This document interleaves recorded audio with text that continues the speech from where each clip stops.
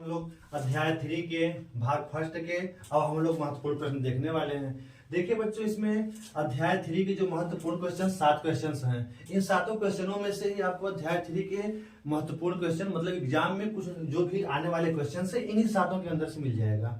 अब चलिए, इसमें से जो पहला क्वेश्चन है बच्चों, आपका पहला क्वेश्चन है इलेक्ट्रॉनों के अनुगमन वेग, माध्य मुक्त पथ तथा श्रांतिकाल से आप क्या समझते हैं। माध्य मुक्त पथ यहाँ पे रहेगा बच्चों, माध्य मुक्त पथ तथा श्रांतिकाल से आप क्या समझते हैं, इसकी परिभाषा मतलब इन तीनों में से कोई एक परिभाषा आ जाएगी और आपको 1 या 2 नंबर में आता है बच्चों। आप इसको आसानी से चाहें तो लिख सकते हैं। अगला है इसी अध्याय 3 से आपका दूसरा जो सिलेक्टेड क्वेश्चन है, धारा घनत्व की परिभाषा पूछ सकता है या फिर गतिशीलता की परिभाषा पूछ सकता है। इन दोनों में से कोई एक क्वेश्चन जरूर देखने को मिलेगा। इसका आप फार्मूला भी तैयार कर लेना और इनके परिभाषाएं भी तैयार कर लेना। अगला आपका सिलेक्टेड क्वेश्चन है बच्चों, तीसरा वाला अध्याय 3 का जो तीसरा क्वेश्चन है वो है ओम का नियम आपको लिखना है। मतलब ओम ने क्या नियम प्रस्तुत किया था, उनके नियम को लिखना है और उनके ग्राफ को तैयार कर लेना है। और उनका जो वीआई ग्राफ है और रेखी तथा अरेखी दोनों कंडीशनों में, मतलब विभवांतर और धारा के बीच जो खींचा गया ग्राफ है कब रेखी प्राप्त होगा और कब अरेखी ग्राफ प्राप्त होगा, इस ग्राफ को बना करके इनकी व्याख्या आपको कर लेनी है एग्जाम्पल के साथ।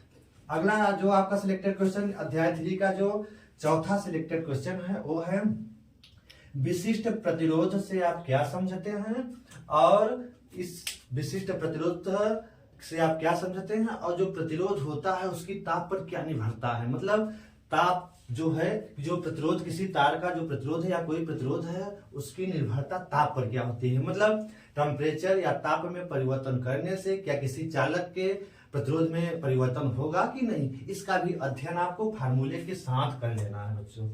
अगला जो आपका इसी अध्याय 3 का जो आपका 5वां क्वेश्चन है वो है वैद्युत सेल के विद्युत वाहक बल, टर्मिनल विभवांतर, आंतरिक प्रतिरोध की परिभाषा देते हुए सेलों के संयोजन की आपको व्याख्या करनी है। मतलब इसको तैयार कर लेना है। मतलब वैद्युत सेल किसे कहते हैं, सेल का टर्मिनल विभवांतर क्या होता है और सेल का विद्युत वाहक बल, सेल का टर्मिनल विभवांतर और सेल का आंतरिक प्रतिरोध, इन तीनों की परिभाषा आपको तैयार कर लेनी है। उसके बाद हम किन्हीं 2 या 2 से अधिक सेलों को कितने तरीकों से जोड़ सकते हैं। तो बच्चों 2 तरीके हैं, श्रेणी संयोजन और समांतर संयोजन। और उनके श्रेणी संयोजन और समांतर संयोजन के सूत्र और कैसे जोड़ा जाता है और उनके डेरिवेशन भी आपको तैयार कर लेने हैं। हो सकता है डेरिवेशन आ जाए, हो सकता है इस पे सवाल आ जाए, न्यूमेरिकल आ जाए, तो जिससे आप आसानी से उसको कर पाए।